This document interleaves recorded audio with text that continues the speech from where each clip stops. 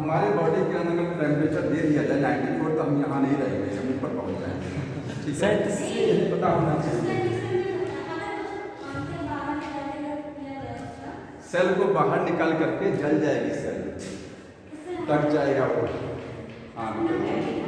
हाँ, कल्पना ही नहीं हो सकती, जिस चीज़ की कल्पना नहीं हो सकती उसके बारे में सोचना ही नहीं। हाँ, हो सकता है, अगर उसको बाहर ले गए तो बाहर सेल को नहीं, सेल ले जाएंगे तो सेल जल जाएगी। डीएनए को ले जाएंगे तो डीएनए के अलग हो गया ना, वही तो बाहर किया गया मिशन में, उसी चीज़ को तो किया गया, डीएनए को इसे ले गए। सर जी, हाँ, शरीर का ऐसे करके टेम्परेचर 37 डिग्री होता है, लेकिन अंदर आना बहुत ज़्यादा गर्मी होती है। हम इसमें तो आध्यात्मिक मत सोचिए ना उसके बारे में। बहुत गर्मी नहीं, यहाँ पर भी तो थर्मोडायनामिक्स लगता होगा। 37 ही होता है, मतलब लीवर के केस में 37 से टेम्परेचर ऊपर पहुँच जाता है। नहीं सर, वो नहीं पूछ रहे, जैसे यहाँ वैसे स्किन टच करें तो 37 डिग्री सेल्सियस, अंदर आँख जो स्किन नहीं टच करिए, आपको बाहर से महसूस हो रहा है ना, आप बाहर जैसे देखते हैं अगर धूप पड़ रही है एकदम गर्मी में बाहर चले गए तो बाहर जब टच करेंगे तो आपको ज़्यादा महसूस होगा टेम्परेचर, बॉडी के अंदर उतना नहीं है। ठीक है, हमको गर्मी में गर्मी क्यों लगती है, क्यों लगती है? क्योंकि बॉडी 37 में है अंदर से, और गर्मी में जून के महीने में टेम्परेचर देखिए कितना जाता है, 40, 42, 45 पहुँचा। तो जब अंदर टेम्परेचर कम 37 है, बाहर ज़्यादा, तो गर्मी का एहसास तभी होगा। इस समय ठंडक का एहसास क्यों हो रहा है? क्योंकि बॉडी में अंदर से गर्म है, बाहर टेम्परेचर बहुत कम है, तो अंदर हॉट है और बाहर क्या कोल्ड है, तो आपको एहसास कोल्ड का हो रहा है। जो बाहर रहता है टेम्परेचर, उसी चीज़ का एहसास भी होता है, समझ रहे ना? ज़्यादा टेम्परेचर बाहर, वही एहसास भी होगा। तो देखिए अब क्या समझना है हम लोगों को, ये कंप्लीट हो गया। अब देखिए इसके बाद में फिर से देखिए हमारे पास हमने जीन को मल्टीप्लाई करा लिया पीसीआर से, बहुत सारी कॉपी रेडी हो गई, हमने प्लाज्मिड की कॉपी रेडी कर ली, आपके पास ढेर सारा जीन मिल गया। ठीक है, और ढेर सारे प्लाज्मिड, अब हमको जोड़ना है, तो ये तो बहुत आसान काम है। डीएनए लाइगेज मिलाएंगे और दोनों आपस में जुड़ जाएंगे तो क्या बन जाएगा, रिकॉम्बिनेंट। ये मैंने स्टेप पहले बता चुके हैं आपको, इसमें कुछ समझाना ही नहीं। रिकॉम्बिनेंट डीएनए बन गया, अब इस रिकॉम्बिनेंट डीएनए को होस्ट सेल में ट्रांसफर करना, तो वो समझते हैं कि उसको ट्रांसफर कैसे किया जाएगा। ठीक है, तो एक हेडिंग लिखिएगा, ट्रांसफर ऑफ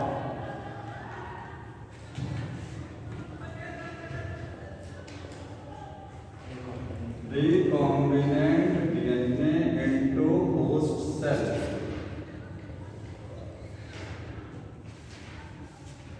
recombinant DNA को होस्ट सेल में कैसे ट्रांसफर करेंगे? तो देखिए एक सिंपल वे में समझिए, अगर आपको भूख नहीं लगी है तो खाना नहीं खा पाएंगे ना, होता है ना, तो भूख को बनाना पड़ता है, बनती तो नहीं आपने ऑटोमेटिकली बनती है। ठीक है, तो आपके पास ये ढेर सारी सेल है, ये क्या है, सेल।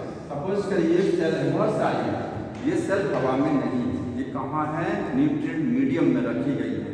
ये सेल क्या हो सकती है, इसी सेल में हमको डीएनए भेजना है, रिकॉम्बिनेंट डीएनए जो बनाया हमने, ये होस्ट सेल होती है, क्योंकि इसी सेल में आकर के वो रिकॉम्बिनेंट डीएनए अपनी कॉपी को कुछ बनाना, जो कुछ बनाएगा इसमें। ये होस्ट सेल बैक्टीरिया भी हो सकती है, ये प्लांट सेल भी हो सकती है, और ये एनिमल सेल। बोलते नहीं कि प्लांट में जीन को भेज दिया, एनिमल में जीन को क्लोन करा दिया, बैक्टीरिया में क्लोन करा दिया, तो वही ये होस्ट सेल होती है, जहाँ भेजना है आपको। ठीक है, ये होस्ट सेल है, ये ढेर सारी न्यूट्रिएंट मीडियम में रखी हुई है। अब आपने रिकॉम्बिनेंट डीएनए जो ढेर सारा बनाया, उसको क्या करेंगे, रिकॉम्बिनेंट डीएनए को इसमें मिक्स करा देंगे। ठीक है, तो रिकॉम्बिनेंट डीएनए आपके पास ये है, ये देखिए रिकॉम्बिनेंट डीएनए। लेकिन एक चीज और समझना है कि रिकॉम्बिनेंट के साथ साथ में वो भी होगा आपके पास नॉर्मल, कुछ डीएनए ऐसे भी होंगे जो क्या है, नॉन रिकॉम्बिनेंट, सिंपल प्लाज्मिड भी है उसमें रहेगा, आपके पास सिंपल प्लाज्मिड भी नजर आएगा, चिंता करना। ठीक है, तो ये रिकॉम्बिनेंट डीएनए किस सेल में पहुंचा, या इसको सेल में भेजने के लिए पहले सेल को बनाना पड़ता है कॉम्पिटेंट। कॉम्पिटेंट का मतलब उस लायक बनाना, क्योंकि एक चीज ध्यान रखिए, डीएनए पर चार्ज कैसा होता है, नेगेटिव। सेल मेम्ब्रेन में, ये सेल मेम्ब्रेन है ना, सेल मेम्ब्रेन अंदर से कैसी होती है, हाइड्रोफिलिक की हाइड्रोफोबिक होता है। ये सेल वाले चैप्टर में आपने पढ़ा है कि सेल मेम्ब्रेन अंदर से कैसी होती है, ये सेल मेम्ब्रेन अंदर से कैसे होगी है हाइड्रोफोबिक होगी। डीएनए हाइड्रोफिलिक है, तो हाइड्रोफिलिक चीज हाइड्रोफोबिक को कैसे क्रॉस कर जाएगा, नहीं क्रॉस कर पाएगा। तो हमको सेल को कॉम्पिटेंट बनाना पड़ेगा, इस लायक बनाना पड़ेगा कि ताकि वो डीएनए को ले सके, अपने अंदर रिसीव कर सके। तो एक टॉपिक दिया बुक में कि कॉम्पिटेंस क्या होता है, तो उसको समझ लीजिए कॉम्पिटेंस, ठीक है। तो हम डीएनए को ट्रांसफर करते हैं दो मेथड से। पहला मेथड होता है, इसमें हम मेथड लिखेंगे by making host cell competent, host cell को कॉम्पिटेंट बनाकर, ठीक है, कॉम्पिटेंट मतलब उस लायक बनाएंगे, ठीक। और दूसरा होता है direct gene transfer, direct gene transfer. दूसरा होता है वो डायरेक्ट ट्रांसफर करा देते हैं, उसको कुछ बनाना ही नहीं है। ये समझिए तो कॉम्पिटेंस, इसमें थोड़ा सा इसी को डिटेल करनी है, इस वाले पर एरो लगाइएगा, यहाँ लिखिएगा कॉम्पिटेंस क्या होता है या कैसे करेंगे ये चीजें, ठीक है। पहले यहाँ पर आप लिख लेना कॉम्पिटेंस का मतलब कहिए, कॉम्पिटेंस का मतलब क्या है, लिखिएगा ability to receive DNA by host cell. अगर कोई होस्ट सेल डीएनए को ले रही है अपने अंदर, तो उसकी उस क्षमता को क्या बोलते हैं, कॉम्पिटेंस बोलते हैं, ठीक है। तो सेल को कॉम्पिटेंट बनाना पड़ता है, कैसे बनाएंगे, बाय एडिंग, हम उसमें कुछ मिलाएंगे। सेल में जो हमने रखी ना होस्ट सेल जिस मीडियम में है, उस मीडियम में हम क्या मिलाएंगे, divalent cation, divalent cation, for example calcium. Divalent का मतलब इसके ऊपर दो वैलेंसी है, ठीक है। डाईवैलेंट कैटायन मिलाएंगे, कैल्शियम मिलाएंगे। एक चीज तो ये मिलाते हैं, साथ में एक काम और करते हैं, दूसरी चीज by giving heat and cold treatment, heat और कोल्ड ट्रीटमेंट साथ में दे देंगे, बोले झटका दे दिया उसको, क्या दे दिया, झटका, एक बार गर्म झटका, एक बार कोल्ड। इन दोनों चीजों से करने से फायदा ये होता है कि सेल में छोटे छोटे पोर बन जाते हैं। ये दोनों चीजें क्या करती हैं, create pores and cell wall. अब देखिए हर जगह तो सेल वॉल नहीं होगा, अगर वो एनिमल सेल है तो उसमें सेल वॉल तो होगा नहीं, भाई प्लांट है तो सेल वॉल होगी, बैक्टीरिया है तो सेल वॉल होगा, लेकिन अगर वो एनिमल है तो सेल वॉल है, कोई बात नहीं। सेल वॉल अगर है तो उसमें पोर बनाएगा, और साथ में मेम्ब्रेन तो सब में होती है, एंड सेल मेम्ब्रेन।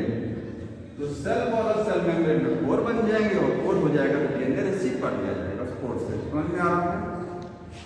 ये हीट एंड कोल्ड ट्रीटमेंट में कुछ नहीं है, इसमें एक बार हाई टेम्परेचर देंगे, high temperature and low temperature क्या करेंगे, अल्टरनेट करेंगे, अल्टरनेट। एक बार हाई टेम्परेचर दिया, लो फिर पहले हाई पर रखा, फिर आइस में रखा, फिर हाई टेम्परेचर दे करके फिर आइस में रखा, लो का मतलब आइस में रखा।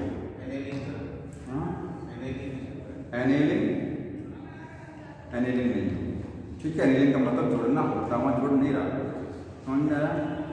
हाई लो टेम्परेचर देंगे तो उसकी सेल वॉल में डिस्टर्बेंस आएगा, इसकी वजह से पोर्स बनेंगे, ठीक है, डाईवैलेंट कैटायन हो जाएगा। तो एक तरीका ये हो गया, ठीक।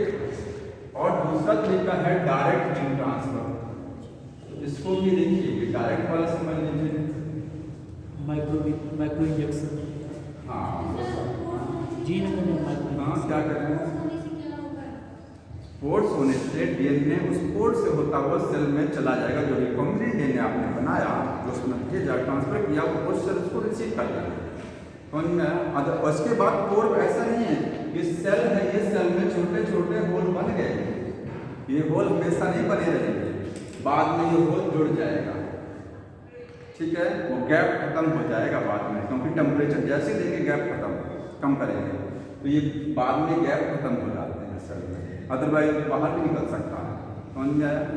तो ये हो गया। दूसरा है डायरेक्ट जीन ट्रांसफर, दूसरा तरीका क्या है, डायरेक्ट डीएनए ट्रांसफर या जीन ट्रांसफर। जी मैंने इसमें हम रिकॉम्बिनेंट डीएनए को डायरेक्ट ट्रांसफर करते हैं, ठीक है। रिकॉम्बिनेंट डीएनए क्या होता है, डायरेक्ट ट्रांसफर होता है। देखिए कैसे इसके तरीके हैं। पहला कौन सा है, gene gun. Micro injection, gene gun को बायोलिस्टिक मेथड भी बोलते हैं, बायोलिस्टिक मेथड, ठीक है। इसका दूसरा नाम क्या है, शॉर्ट गन भी बोलते हैं, जीन गन। अब गन में जानते हैं बुलेट लगाते हैं, ट्रिगर दबाते हैं, होता है ना, तो काम खत्म हो जाता है, होता है इस तरीके से। ये छोटी सी ऐसे देखने में बहुत आसान लगता है ना, बायोटेक्नोलॉजी इतनी आसान भी नहीं, सक्सेस रेट बहुत कम होता है, ठीक। एक जीन गन एक मशीन होती है, उस मशीन में क्या करते हैं हम लोग, जैसे ये आपके पास रिकॉम्बिनेंट डीएनए है, इसको भेजना है, तो इसको क्या करेंगे, गोल्ड या टंगस्टन पार्टिकल के ऊपर इसकी कोटिंग करा लेंगे, समझ रहे हैं ना। गोल्ड या टंगस्टन के पार्टिकल लेंगे, बहुत छोटे छोटे साइज के, बहुत हल्के पार्टिकल, बहुत वजन नहीं, और उनके ऊपर इसको कोटिंग करा लेंगे। जैसे प्लास्टिक जो वायर होता है, कॉपर वायर, उसके ऊपर प्लास्टिक की कोटिंग चढ़ी होती है, वैसे कोटिंग किसके ऊपर किसको कराएंगे, ध्यान रखना है, गोल्ड या टंगस्टन के ऊपर में इसको कराएंगे, रिकॉम्बिनेंट डीएनए की कोटिंग करा लेंगे, और फिर उस जीन गन में रखेंगे और उसमें ट्रिगर दबाएंगे, तो वो क्या होगा, बम्बार्डमेंट बहुत फोर्स के साथ जाएगा।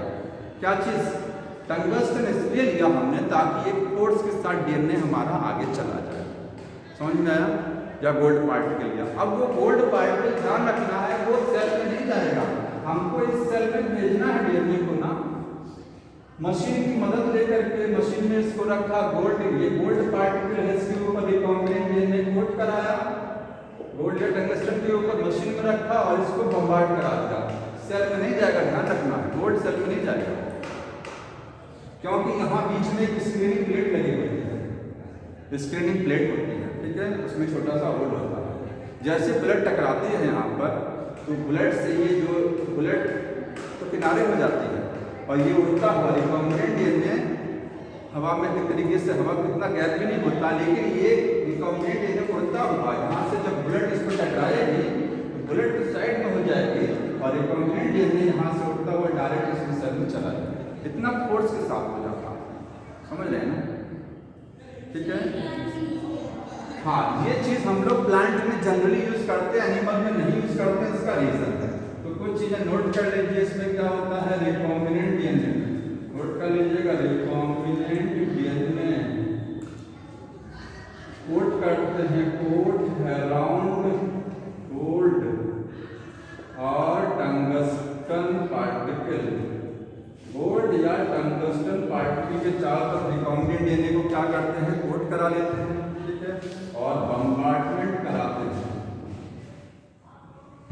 ऑन होस्ट सेल के ऊपर, ठीक है, बम्बार्डमेंट हो गया, समझ में आया। सूटेबल है, लिखेंगे सूटेबल फॉर प्लांट सेल, ये मेथड प्लांट सेल के लिए सूटेबल है। एनिमल सेल में थोड़ा रिस्की होता है, इसलिए क्योंकि प्लांट सेल में सेल वॉल होती है, ठीक है, एनिमल सेल में सेल वॉल नहीं है, तो एनिमल सेल ब्रेक कर सकती है, क्योंकि एक हाई फोर्स के साथ डीएनए जा रहा है, इसलिए प्लांट सेल में इसको यूज किया जाता है। दूसरा मेथड कौन सा है, माइक्रो इंजेक्शन। माइक्रो इंजेक्शन में एक हम जैसे इंजेक्शन में सुई नीडल लगाते हैं ना, बॉडी में इंजेक्शन देते हैं, जी सर, इसमें एक माइक्रो नीडल होती है, उसका साइज डायमीटर माइक्रोमीटर में, बहुत पतली नीडल है, बहुत बारीक। अब सोचिए सेल का साइज माइक्रोमीटर में होता है, आँख से सेल नहीं दिखता है, तो नीडल बहुत बारीक नीडल होती है माइक्रोमीटर में, इसलिए माइक्रो इंजेक्शन का माइक्रो इंजेक्शन इसलिए बोलते हैं क्योंकि ये बहुत माइक्रो लेवल पर है, यहाँ जो नीडल है बहुत बारीक है, ठीक है। उसको क्या करते हैं, ये माइक्रो इंजेक्शन, ये नीडल है, इसको होस्ट सेल के, ये होस्ट सेल है, सेल के न्यूक्लियस में, डायरेक्ट न्यूक्लियस में भेजा जाता है डीएनए। रिकॉम्बिनेंट डीएनए को यहाँ भरेंगे, यहाँ रखेंगे रिकॉम्बिनेंट डीएनए को, और उसको सेल के न्यूक्लियस तक डायरेक्ट भेजेंगे, एकदम डायरेक्ट तरीका है, ठीक है। सर जी, वो अगर ऐसे नॉर्मल पे टच के पता नहीं चलेगा? हाँ, नहीं पता, इतना पतला तो बहुत पतला, ठीक है।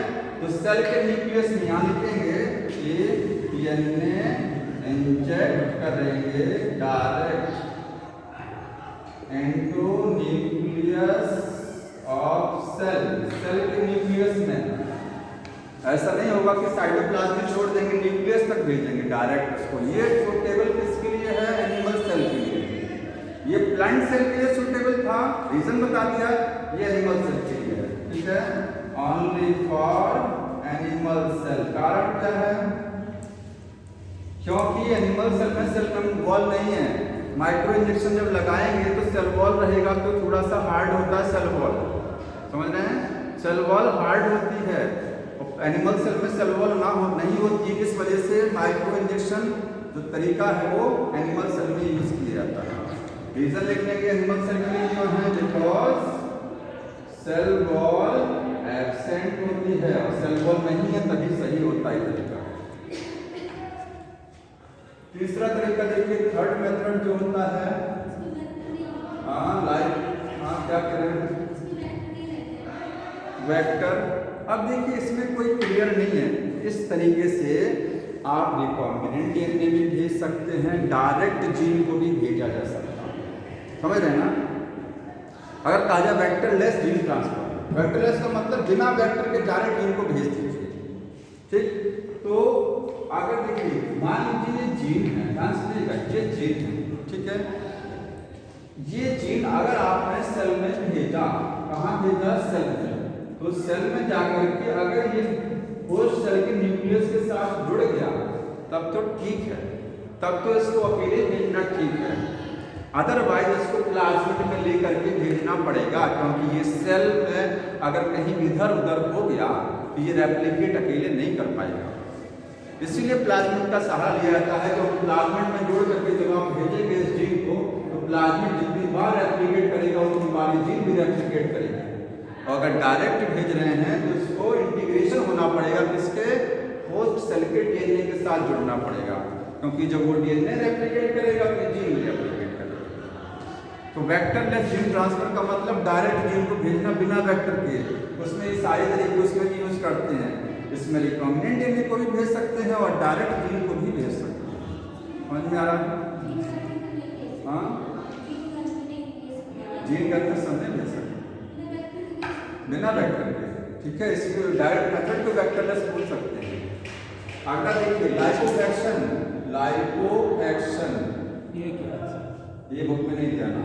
नहीं, कुछ नहीं, समझ लीजिए। तीसरा तरीका है लाइपोएक्शन का मतलब होता है, ये देखिए, हम जिस डीएनए को भेजना चाहते हैं कहीं पर, उस डीएनए को लिपिड के अंदर बंद करके भेजेंगे। किसके अंदर? लिपिड के अंदर। ये है आपका डीएनए, इसको आप भेजना चाहते हैं, इसको किसके अंदर बंद करके भेजेंगे? लिपिड। मतलब लिपिड की थैली बना करके डीएनए को भेजा जाता है। किसके अंदर बंद करेंगे? लिपिड की थैली के अंदर। फायदा क्या मिलेगा इससे? फायदा ये मिलेगा कि हमको पता है कि ऑयल के साथ ऑयल मिक्स करता है, ऑयल के साथ वाटर मिक्स नहीं करता है। तो सेल मेम्ब्रेन जो अंदर से होती है वो कैसी होती है? लिपिड होती है। तो उसी का कोई साथी अगर रहेगा तो वही तो अंदर से होकर जाएगा। लिपिड वाली चीज तो अंदर से होकर के निकल सकती है। क्या कोई हाइड्रोफिलिक चीज इसको क्रॉस कर जाएगी? हाइड्रोफोबिक को नहीं क्रॉस करेगी। लिपिड सॉल्युबल होना चाहिए, डीएनए लिपिड सॉल्युबल है नहीं है।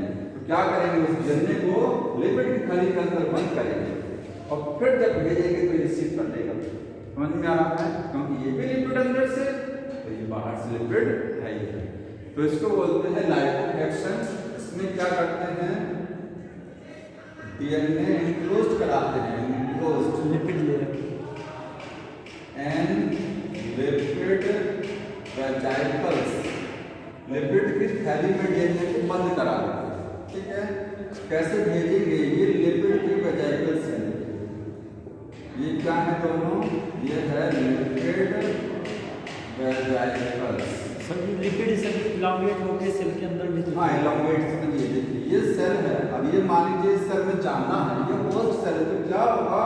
जैसे अमीबा कोट को लेता है ना, है ना, अमीबा कोट को, तो इस तरीके से ये अंदर की साइड में रेगुलेट करेगा और ये अंदर यहाँ पर इनटेक हो जाएगा, तो ये बंद हो जाएगा, ठीक है।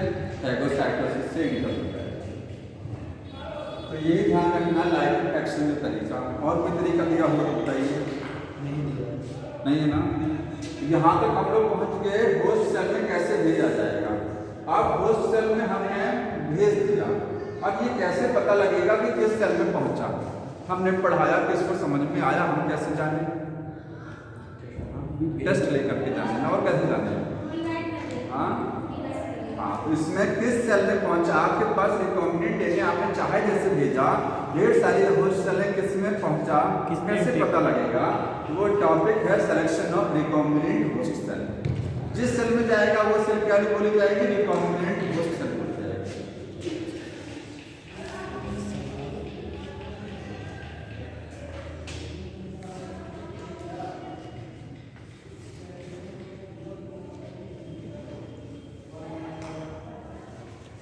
देखिए सिलेक्शन ऑफ द, हाँ, अगला टॉपिक लिखिएगा selection of recombinant host cell.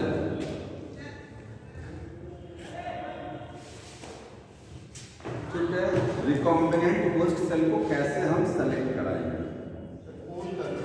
हाँ, फोन करके लिपिड्स, इसी में जो पिछला मैंने टॉपिक पढ़ाया इसी में है कुछ, क्या है लिपिड्स। और पूल कुछ नहीं होता, पूल का मतलब होता है कलेक्शन, किसी चीज़ का संग्रह, वो होता है पूल। ठीक है, लिपिड सॉल्युबल पूल का मतलब ऐसी चीज़ जो लिपिड में सॉल्युबल हो, वही लिपिड सॉल्युबल पूल होती है। ठीक है, लिपिड की थैली जो है बंद करके भेज रहे हैं ना, लिपिड सॉल्युबल पूल होता है। सिलेक्शन ऑफ रिकॉम्बिनेंट, अब देखिए आपके पास ये सब थे रिकॉम्बिनेंट डीएनए ना, ये रिकॉम्बिनेंट डीएनए थे, मैंने 2 बनाया है, ढेर सारे होंगे ये। ठीक है, इसको आपके पास ढेर सारा होस्ट सेल है, इनको भेजना है इसमें। अब ये किसके अंदर पहुंचे, मान लीजिए इसके अंदर पहुंचे, एक को ही ले लिया, होता तो ढेर सारा है, मैं एक को लेके चल रहा हूं, इसमें पहुंचा। जिसमें पहुंचा रहेगा उस होस्ट सेल को बोलेंगे रिकॉम्बिनेंट होस्ट सेल, क्योंकि इसने रिकॉम्बिनेंट डीएनए ले लिया अपने अंदर। तो कैसे इसको सेलेक्ट कराएंगे, क्योंकि बाकी को तो हटाना है ना, इसी को आगे लेना है। यही टॉपिक है सिलेक्शन ऑफ रिकॉम्बिनेंट या रिकॉम्बिनेंट होस्ट सेल। ठीक है, तो इसको 2 तरीके से करते हैं, 2 मेथड हैं, लिखिएगा मेथड्स। 2 मेथड है, पहला है बाय सेलेक्टिव मार्क, ऐसे लिखेंगे बाय सेलेक्टिव मार्कर जीन। मैंने आपको प्लाज्मिड पढ़ाते समय बताया था कि प्लाज्मिड में सेलेक्टिव मार्कर जीन होती है। प्लाज्मिड एक ORI साइट, एक ORI site antibiotic resistance gene, उन्हीं को क्या बोलते हैं, सेलेक्टिव मार्कर जीन। समझ में आया। तो जो सेलेक्टिव मार्कर जीन्स, अब ये चीज 2 तरीके की हो सकती है, या 2 तरीके से हम इसको सेलेक्ट कराएंगे। पहला है bye eliminating antibiotic resistance method. एक तरीका होता है एंटीबायोटिक रेजिस्टेंस मेथड होता है, ठीक है, और दूसरा होता है बाय ब्लैक जेट जीन।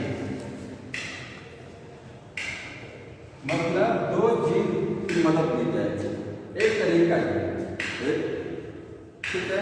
ये आसान है, ये बहुत आसान है, सिंपल तरीका है, और ये क्या है, थोड़ा सा टफ है, ये आसान नहीं है करना। ठीक, ये सिंपल है, दोनों को समझ लीजिए कि एंटीबायोटिक मतलब इस वाले मेथड में हम कुछ नहीं करेंगे। जिस चीज में हमने होस्ट सेल लिया है, ध्यान सुनते जाइए, होस्ट सेल आपने लिया, रिकॉम्बिनेंट डीएनए मिलाया, आपका काम एक है एंटीबायोटिक और मिला दीजिए साथ में, ठीक है। एंटीबायोटिक मिलाएंगे तो ये तरीका आपका इस तरीके से आप सिलेक्शन कर लीजिए, इसमें एंटीबायोटिक नहीं मिला। अब इसको समझना है कैसे ये करते हैं, एंटीबायोटिक की मदद से हम सिलेक्शन कैसे कराएंगे, ठीक। तो ये लिखिएगा बाय एंटीबायोटिक रेजिस्टेंस मेथड, ये वाला।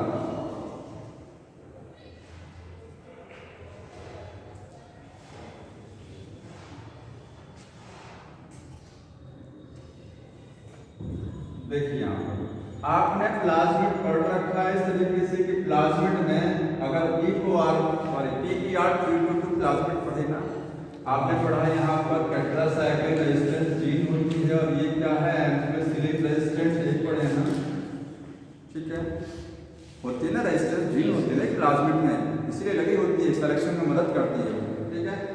अब इसमें भी तो यही होगा ना, जो आपने रिकॉम्बिनेंट डीएनए बनाया तो प्लाज्मिड लिया था, प्लाज्मिड में यहाँ टेट्रासाइक्लिन और यहाँ एम्फिसिलिन रेजिस्टेंस। रेजिस्टेंस का मतलब समझ रहे हैं, प्लाज्मिड में अगर ये दो जीन लगी हुई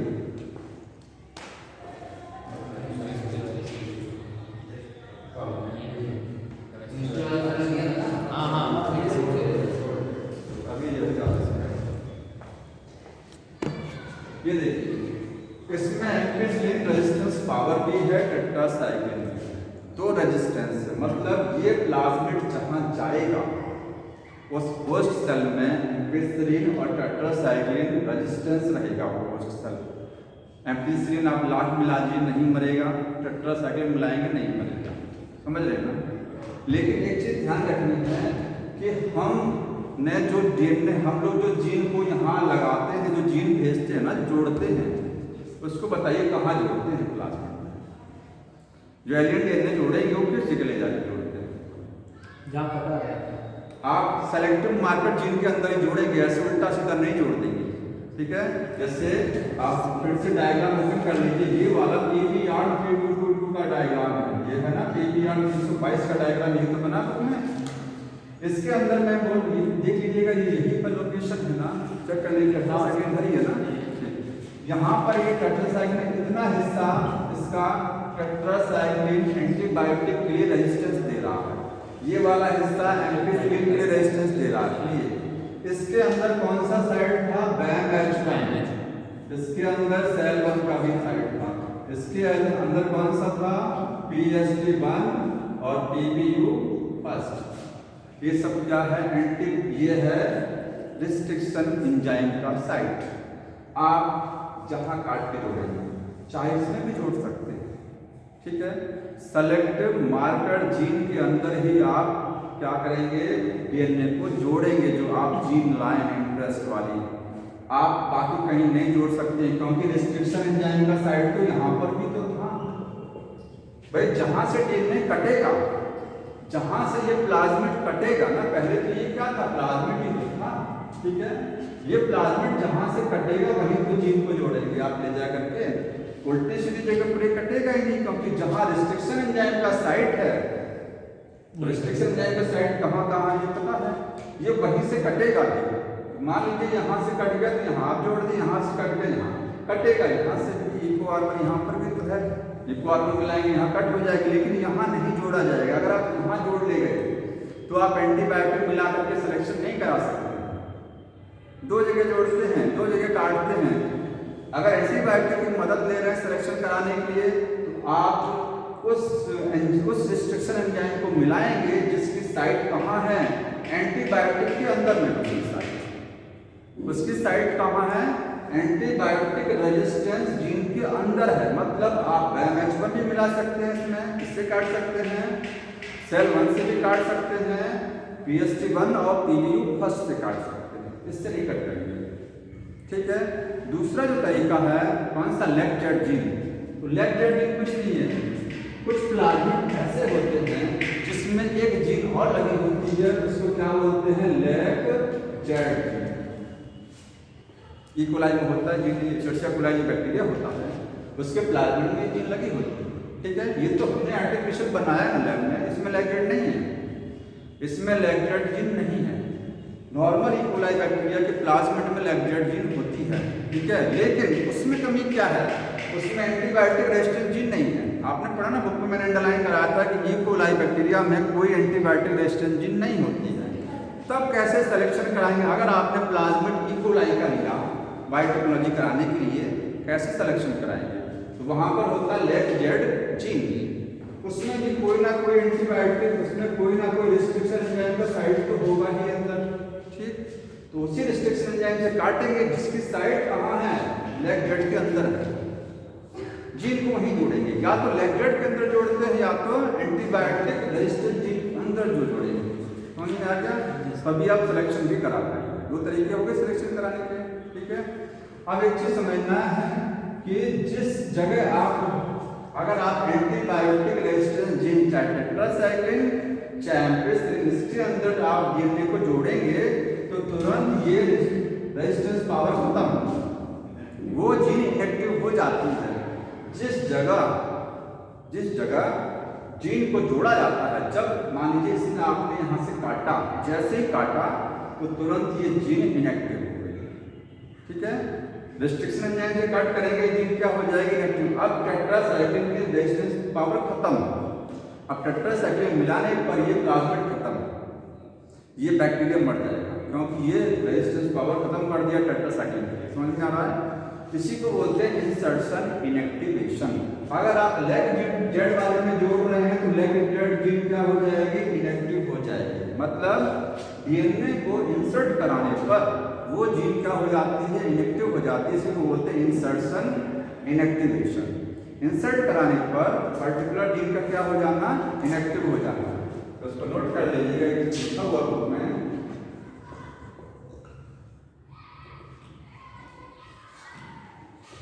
इंसर्शन इनएक्टिवेशन,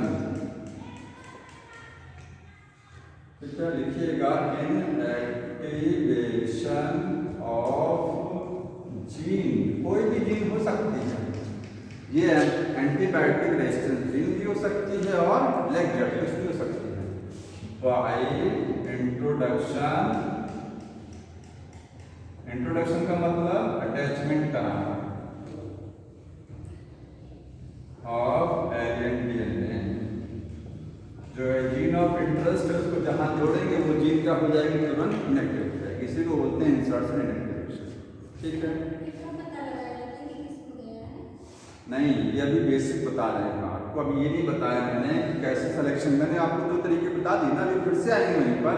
पर ये जान लीजिए कि जिस जगह पर जोड़ेंगे वो पर्टिकुलर जीन काम करना बंद कर देंगे तुरंत। समझ में आया यहाँ तक? आप देखिए उसी पर वापस आ जाएगा।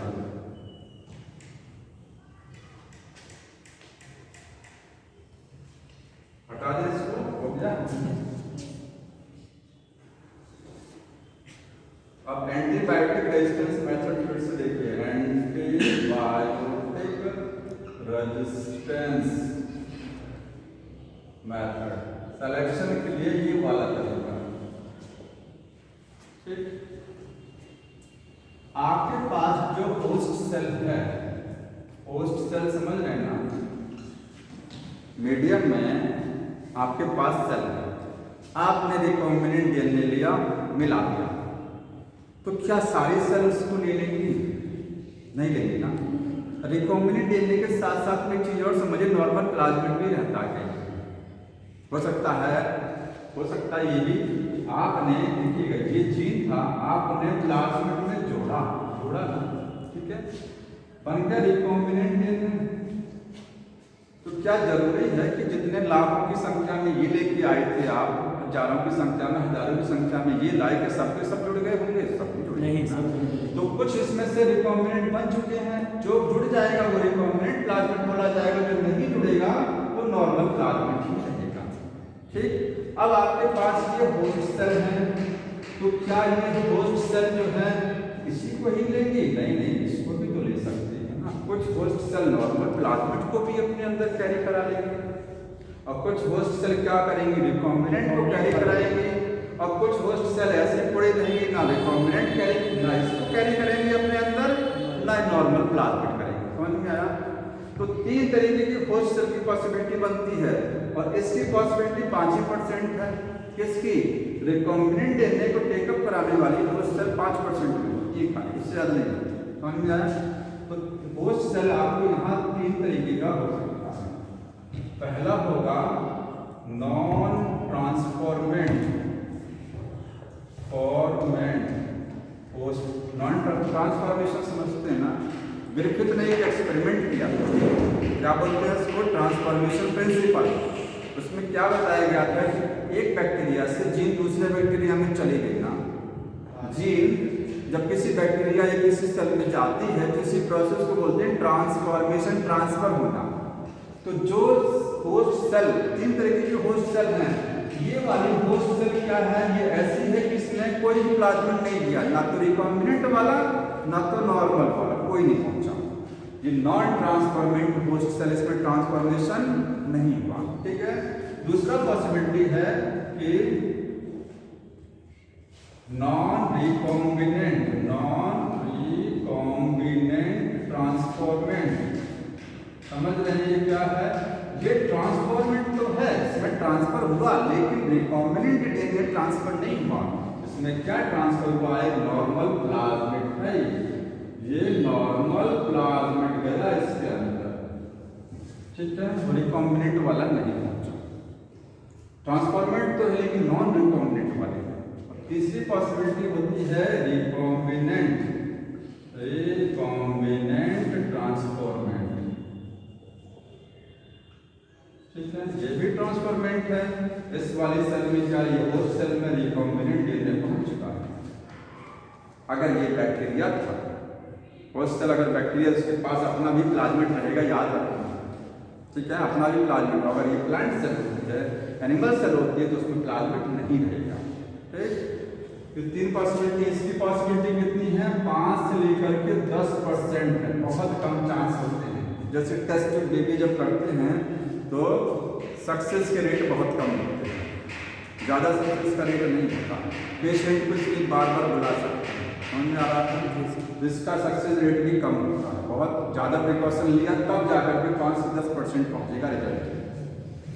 अब देखिए, अब यहाँ पर आपको पता लगाना है कि यही वाली सेल ले रही है डीएनए को, ये कैसे चेक करेंगे, ठीक है, समझ में आ गया। तो देखिए 10 मिनट और देखिए, इसके बाद बुक में नहीं समझाया गया और यही बच्चों को समझ में कम आता है कैसे सिलेक्शन कराते हैं। ये प्लेट है, प्लेट समझते हैं, कांच की प्लेट जिसमें बैक्टीरिया रखते हैं, होस्ट सेल। आपके पास ये होस्ट सेल है, ये सब क्या है, होस्ट सेल, ठीक है।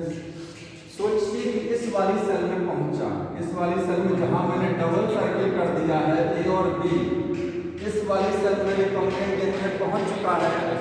कुछ में क्या है, नॉर्मल वाला है, नॉर्मल को मैं ऐसे लिख दे रहा हूँ, ये नॉर्मल वाला प्लाज्मिड पहुंचा है, कुछ में कुछ नहीं पहुंचा है। ये नॉन ट्रांसफॉर्मेंट है, ये ट्रांसफॉर्मेंट तो है लेकिन नॉन रिकॉम्बिनेंट वाली है, और ये रिकॉम्बिनेंट ट्रांसफॉर्मेंट वाली है। इसी को हमको आगे लेना है, क्योंकि इंजीन हमारी पहुंची है। क्या करेंगे, ये कांच की प्लेट है, तो प्लेट कैसे है, अगार लेते हैं, समझते हैं ना, अगार एक न्यूट्रिएंट मीडियम बनाते हैं। जैसे खेती करते हैं तो पहले लेवा कर लेते हैं बढ़िया सा, हल चला करके बढ़िया सा, फिर बुआई करते हैं। तो एक बढ़िया सा अगार लेकर के मीडियम में सब कुछ डाल देंगे, जो बैक्टीरिया खाना पीना है, एक प्लेट में बढ़िया सा मीडियम रेडी हो जाएगा, उस पर बैक्टीरिया ग्रो करते हैं, सब बैक्टीरिया, ठीक है। इसको बोलते हैं मास्टर प्लेट, क्या है ये, मास्टर प्लेट बोलते हैं। अब आप एक रेप्लिका, इसकी 2 सेट बनाएंगे। रेप्लिका समझते हैं, रेप्लिका इसकी कॉपी, जैसे मोहर लगाए, कहीं लगा दे, ठप्पा लगा दे, सेम छपता है ना, इसके ऊपर फिल्टर पेपर ला के रखेंगे, फिल्टर पेपर, और एकदम इसका, क्योंकि बैक्टीरिया जो होता है बड़ा स्टिकी होता है, स्टिकी होते हैं, तुरंत चिपक जाएंगे फिल्टर पेपर, ठीक है, और वहीं चिपकेंगे जहाँ यहाँ है। इस मास्टर प्लेट से हम 2 प्लेट रेडी करते हैं। देखिए इस तरीके से, एक प्लेट यहाँ रेडी किया और एक प्लेट हमने यहाँ रेडी किया, ठीक है, 2 प्लेट रेडी हो गया। कैसे है, फिल्टर पेपर, जैसे एक कांच का प्लेट लेंगे, उसमें अगार वगैरह रखेंगे, न्यूट्रिएंट मीडियम बना लेंगे, उसके ऊपर फिल्टर पेपर लगाएंगे और उसको ले जाकर के यहाँ ठप्पा लगा देंगे इसके ऊपर, मास्टर वाले पे वो छप जाएगा। उस पर छपने का मतलब वो उस पर चला जाएगा, ठीक है, उस प्लेट पर। तो ये इस प्लेट पर पहुँच चुका है। यहाँ पर भी वही सारी चीज़ें देखिए, ये 2 सेल आपके पास में है, ए और बी, ठीक है, इन्हीं में डीएनए पहुँचा है, ये देखना यहाँ पर इस तरीके से है। इसको समझते रहिएगा, अभी थोड़ा सा तो समझ में ना आए, ठीक। यहाँ पर आप एक काम करेंगे, एंटीबायोटिक से करा लेना, तुरंत इसमें आप एंटीबायोटिक मिलाएंगे। कौन सा वाला, इसमें आप इस वाले में, इस वाली प्लेट में आप मिलाएंगे एम्पिसिलिन, एम्पिसिलिन मिलाएंगे, मिक्स करेंगे तुरंत। और इस वाली शीट में आप मिलाएंगे टेट्रासाइक्लिन मिक्स कर देंगे। भाई दोनों से चेक करना है, इसीलिए हमने कॉपी बनाया है ना, क्योंकि अदरवाइज सब खत्म हो जाएगा। जो आप चाह रहे हो मिलेगा नहीं, सबके सब मर जाएंगे। इसलिए 2 कॉपी रेडी की है। ये वाली पुरानी भाई बची हुई है, ठीक है। जैसे एम्फीसिलिन मिलाएंगे तो ये आपको बताया गया है कि इसमें एक बार जीन, अगर आपने जीन को टेट्रासाइक्लिन वाले में नहीं आकर के जोड़ा था, मान लीजिए आपने जो प्लाज्मिड बनाया था उसमें जीन को कहाँ जोड़ा आपने, टेट्रासाइक्लिन वाले में ले जाकर के जोड़ा था जीन को, ये टेट्रासाइक्लिन के रेजिस्टेंस खत्म हो गए। केवल एक चीज की रेजिस्टेंस पावर बची है इसमें, क्योंकि इस प्लाज्मिड में खत्म, तो ये प्लाज्मिड जहाँ जाएगा ना उस सेल में भी रेजिस्टेंस पावर खत्म। एक रेजिस्टेंस पावर बची है, कौन सी वाली, एम्फीसिलिन वाली, क्योंकि जीन को काट दिया गया ना तो टेट्रासाइक्लिन खत्म हो गया। तो इसमें जितने भी सेल हैं, ठीक है, उस सेल में केवल ये 2 सेल ऐसी हैं आपके पास जिनमें क्या है, एम्फीसिलिन रेजिस्टेंस क्षमता है। कौन सी वाली है, एम्फीसिलिन रेजिस्टेंस क्षमता दोनों में है, टेट्रासाइक्लिन रेजिस्टेंस क्षमता किसी में नहीं है। हम एम्फीसिलिन मिलाएंगे सारे बैक्टीरिया तुरंत तत्काल मर जाएंगे। देखिएगा ये सब खत्म कहानी, बचेगा ये, ठीक है। ये कैसे पता लगेगा कि ये 2 बच्चा है ना अभी। इसके बाद जब आप टेट्रासाइक्लिन मिलाएंगे तो टेट्रासाइक्लिन मिलाने से क्या होगा कि जिसमें देखिए टेट्रासाइक्लिन जब मिलाएंगे यहाँ पर तो टेट्रासाइक्लिन रेजिस्टेंस पावर तो इनमें क्या हो गई है, खत्म हो गई है ना। कैसे पता लगेगा कि यही 2 बच्चे रह गए हैं, दिख तो नहीं रहा बैक्टीरिया, दिख नहीं रहा ना, कैसे पता लगेगा, 2 ही बचे हुए हैं, ठीक है। तो हम दोबारा टेट्रासाइक्लिन मिला के देखेंगे, जैसे मिलाएंगे तो ये सब खत्म हो गए, मर गए, ठीक है। ये सब क्या हो गया, खत्म। यहाँ ये किल नहीं होगा, सॉरी, एम्फीसिलिन मिलाने पर ये दोनों बचे रहेंगे। ये दोनों क्या हैं, बच्चे नहीं दिख रहा ना, बच्चे हुए हैं, हमको नहीं दिख रहा है कि वो हैं, लेकिन एम्फीसिलिन मिलाने पर ये सर्वाइव करेंगे। लेकिन जैसे टेट्रासाइक्लिन मिलाएंगे तो ये क्या हो जाएंगे, खत्म हो जाएंगे, मर जाएंगे, क्योंकि टेट्रासाइक्लिन रेजिस्टेंस पावर नहीं रहेगी, ठीक है। तो अब यहाँ से कैसे देखेंगे कि हमारे कौन से वाले हैं, तो यहाँ पर देखिए ये हमने जो मास्टर प्लेट रखी हुई थी ना, मास्टर प्लेट, ठीक है, तो इस मास्टर प्लेट में देखेंगे कि कौन सा वाला बचा रहेगा, क्योंकि जब ये सब खत्म हो जाएगा, टोटल ये सब फिनिश हो गया, तो जहाँ पर बैक्टीरिया आपको जिंदा दिखाई देगा, जहाँ बैक्टीरिया दिखेगा ये बैक्टीरिया बचे रह गए, इसमें तो सब खत्म हो गए, टेट्रासाइक्लिन मिलाने पर ये सब खत्म हो, लेकिन एम्फीसिलिन मिलाने पर बचे रह गए ना, तो जहाँ पर बैक्टीरिया नजर आएंगे वही पॉइंट इंडिकेट कर लेंगे कि यही वो जगह थी इस प्लेट में जहाँ पर बैक्टीरिया बचे रह गए, ठीक है। इसी को आगे हम कंटिन्यू करा, अदरवाइज यहाँ पर तो सब खत्म ही हो गया ना, ठीक। तो एंटीबायोटिक एम्फीसिलिन और टेट्रासाइक्लिन दोनों को यूज किया जाता है। टेट्रासाइक्लिन मिलाने पर क्या होगा, सब किल हो जाएगा, लेकिन एम्फीसिलिन मिलाने पर किल नहीं होंगे, क्योंकि एम्फीसिलिन में हमने जीन को नहीं जोड़ा। तो इसका मतलब इसका कुछ यूज नहीं है टेट्रासाइक्लिन का। हाँ, टेट्रासाइक्लिन तो मिलाना ही नहीं चाहिए। नहीं, टेट्रासाइक्लिन मिलाया जाता है तो सब मर जाएगा। हाँ, ये थोड़ा सा भी टिपिकल है, बस इतना जान लीजिए टेट्रासाइक्लिन मिलाते हैं, इसमें दोनों करते हैं, ठीक है। और थोड़ा सा इसकी डिटेल है और वो ज़्यादा क्लियर नहीं है हमको, तो आगे नहीं हो पा रहा है। कौन में है, दोनों मिलाया जाता है। तो एक तरीका ये हो गया, और दूसरा तरीका कौन सा है, वाई लैक जेड जीन।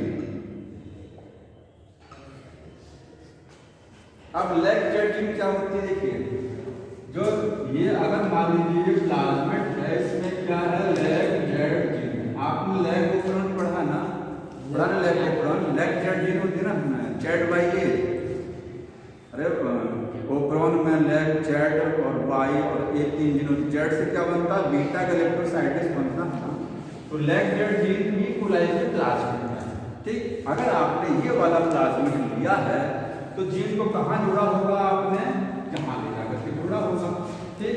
तो देखिए 2 केस हैं, अगर मान लीजिए ये एक केस ये है कि एक सेल देखिए आपके पास, एक सेल ये है और एक सेल ये है, पता लगाना है कि किस सेल में किस सेल में हमारी जीन या रिकॉम्बिनेंट डीएनए पहुंचा। हमने यहाँ पर लेग वो वाला प्लाज्मिड यूज किया है जिसमें लेग जेड जीन लगी है, ठीक है, उसी में हमने जोड़ा लिया करके। तो जब जोड़ेंगे तो ये जीन क्या हो जाएगी, काम करना बंद कर देगी, ठीक है, ये काम नहीं करेगी। तो नॉर्मल कंडीशन में लेग जेड जीन क्या करती है और जब वो काम नहीं करती है तो क्या होता है, तो केस समझिएगा, ठीक है। कैसे पता लगाएंगे, यहाँ पर देखिए पहला केस है कि लेग जेड जब एक्टिव रहेगी और दूसरा क्या है, लेग जेड इनएक्टिव हो जाएगी। इनएक्टिव कब होगा, जब जोड़ेंगे उसमें, जब डीएनए को जोड़ेंगे जीन को, तो वो जीन क्या हो जाएगी, इनएक्टिव हो जाएगी। और जब तक जुड़ा नहीं रहेगा एक्टिव रहेगा, तब तक वो एक्टिव रहेगी, ठीक है। तो जैसे ये है यहाँ पर, ये लेग जेड जीन क्या है, ये एक्टिव है। ये लेग जेड क्या बनाती है, बीटा गैलेक्टोसाइडेज एंजाइम बनाएगा, ठीक है। ये एंजाइम क्या करता है, अब देखिए इसमें हम लोग एंटीबायोटिक नहीं मिलाते, इस तरीके में कुछ नहीं है, आपके पास से वही चीज की कुछ सल्फेट सारी है, ठीक है। आप एंटीबायोटिक नहीं मिला रहे, आपको पता है कि हमने वो वाला प्लाज्मिड यूज किया था जिस प्लाज्मिड में कौन सी जीन थी, लेग जेड वाली। हमने ऐसा प्लाज्मिड यूज किया था जिसमें क्या था, लेग जेड, ये हमको पता है। तो हम एंटीबायोटिक सिलेक्शन मेथड नहीं यूज करेंगे, हम वो यूज करेंगे जो इससे काम होगा, ठीक है। इसमें क्या करेंगे, उसी न्यूट्रिएंट मीडियम में ये पता लगाने के लिए कि किस सेल में ये पहुंचा। जैसे अगर मैं यहाँ इसको बनाऊं, देखिए ये आपके पास प्लेट है, ठीक है, इस प्लेट में आपके पास इस तरीके के बैक्टीरिया रखे हुए हैं, ठीक है। इस वाले बैक्टीरिया में रिकॉम्बिनेंट डीएनए पहुंचा, सेम वही ए और बी। कैसे पता लगाएगा, तो आप कुछ नहीं करना, बहुत आसान तरीका है। इसमें एक सब्सटेंस मिलाएंगे, एक सबस्ट्रेट, जैसे वो पढ़ा आपने इंडिकेटर। इंडिकेटर क्या करता है, अलग अलग एसिड और बेस पीएच को अलग अलग कलर दे देता है, होता है ना। तो इसमें हम एक ऐसा सबस्ट्रेट मिलाएंगे जो क्या करेगा, वो कलर चेंज करेगा। इसी न्यूट्रिएंट मीडियम में सबस्ट्रेट मिला देंगे, जिस कॉलोनी के, जिस बैक्टीरिया के अंदर वो प्लाज्मिड पहुंचा होगा ये वाला, वो तुरंत क्या करेगा, व्हाइट कलर दे देगा, व्हाइट कलर का दिखेगा। और जिसके अंदर नहीं पहुंचा रहेगा वो ब्लू कलर का दिखाई देगा। वो कॉलोनी हमको ब्लू, मतलब जो ऐसे समझिए, यहाँ पर यहाँ लिखेंगे कि जो नॉन ट्रांसफॉर्मेंट है, नॉन ट्रांसफॉर्मेंट का मतलब जिसमें ट्रांसफॉर्मेशन नहीं हुआ है, वो कैसा दिखाई देगा, ब्लू कलर का, ठीक है, ब्लू कलर। और जो ट्रांसफॉर्मेंट है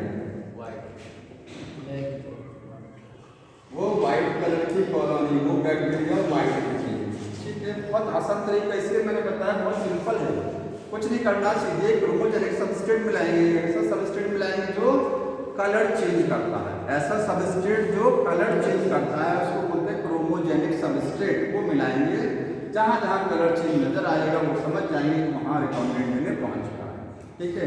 कैसे वो कलर चेंज होता है, अगर आपने इसमें पहुंचा था प्लाज्मिड रिकॉम्बिनेंट, इसका मतलब आपने इसमें जीन को जोड़ा होगा, इसमें आपने जीन को जोड़ा है तभी तो ये रिकॉम्बिनेंट डीएनए पहुंचा है इसमें। यहाँ पर वो जीन एक्टिव है कि एक्टिव है, बताइए।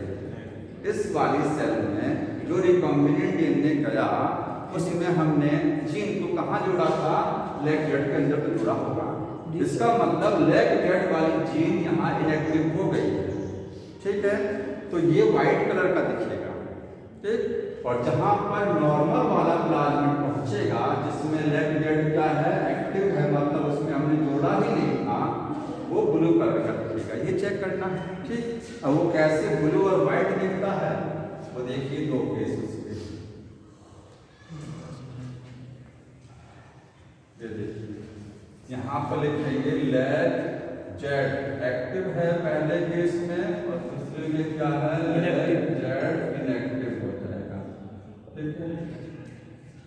एक्टिव होगा, ये देखिए इस तरीके से, यहाँ पर लेग जेड में इसमें हमने कुछ जोड़ा ही नहीं, कुछ नहीं जोड़ा, ठीक है। एक्टिव है तो एक्टिव होगा तो ये बनेगा बीटा गैलेक्टोसाइडेज बनेगा। जैसे ही इसमें एक्स गैल मिलाएंगे, एक्स गैल क्या है जो मिलाया जाता है वही एक्स गैल एक क्रोमोजेनिक सबस्ट्रेट है, ठीक है, जो कलर दिख रहा है ब्लू कलर, ये क्या है क्रोमोजेनिक सबस्ट्रेट। तो ये क्या करेगा, ये तुरंत ब्लू कलर दे देगा, तो दिख जाएगा कि आपको नहीं पहुंचा। एक्टिव है एक्टिव वाला जीन क्या है, एक्टिव है, मतलब इसमें हमने जोड़ा ही नहीं था, ये रिकॉम्बिनेंट जीन है ना, ये तो नॉर्मल प्लाज्मा पहुंच गया, ठीक है। और इसमें क्या है, यहाँ पर देखिए बीटा गैलेक्टोजेन यहाँ पर ये लेग डेड क्या हो जाएगी, इसमें जब जोड़ेंगे तो व्हाइट हो कलर जाएगा इनएक्टिव, व्हाइट कलर और इनएक्टिव हो जाएगा तो वो बीटा गैलेक्टोसाइडेज नहीं बनेगा, नहीं बनेगा तो आप एक्स गैल मिलाएंगे तो कुछ नहीं होगा, तो कुछ होगा ही नहीं, ठीक है। व्हाइट कलर ही रहेगा उसका, कलर चेंज नहीं करेगा। यहाँ से पता लग जाएगा कि उसमें ट्रांसफॉर्मेशन नहीं हुआ है, ठीक, और यहाँ ट्रांसफॉर्मेशन हुआ है, इसमें वहाँ हुआ है ना, ठीक है। अब इसको डिस्ट्रीब्यूट कर देते हैं।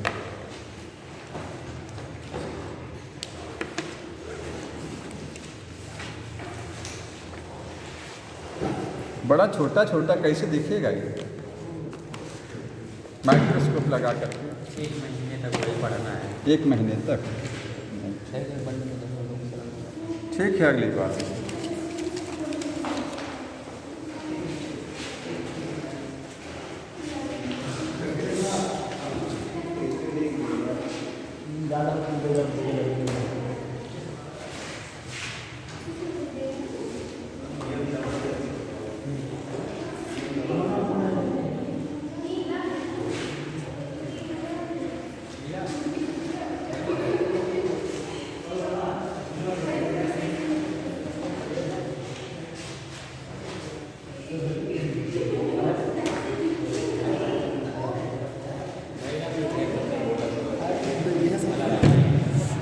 है यार,